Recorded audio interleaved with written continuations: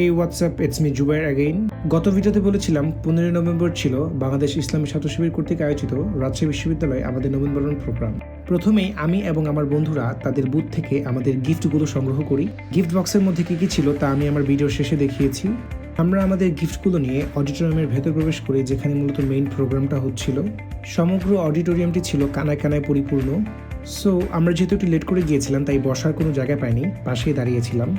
অডিটোরিয়ামের ভেতরে থাকা প্রত্যেকে তাদের গিফট পেয়েছে কিনা জিজ্ঞেস করায় সবাই তাদের গিফট এবং রজনীগন্ধার স্টিক নাড়িয়ে দেখাচ্ছিল। যেহেতু ভেতরে বসার জন্য কোনো খালি জায়গা অবশিষ্ট ছিল না, তাই আমরা বাইরে বের হয়ে যাই একটু হাঁটার জন্য এবং চারপাশ ভালো করে দেখার জন্য।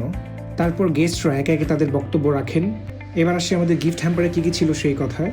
অডিটোরিয়ামে ঢোকার সময় আমাদের প্রত্যেককে একটা করে রজনীগন্ধার স্টিক দেওয়া হয়। আর গিফট হ্যাম্পারের ভেতর ছিল একটি অসম্ভব সুন্দর উডেন পেন হোল্ডার, আরও ছিল বেশ কিছু ইসলামিক বই, ছিল বেশ কিছু দোয়া ছাপাই করা স্টিকার, এবং সাথে ছিল একটি সুন্দর কলম এবং কি রিং, ছিল একটি বুকমার্ক, এবং তারপরে সবচেয়ে সুন্দর গিফট মাশাআল্লাহ একটি সহজ বাংলা অনুবাদ সহ আল কুরআন।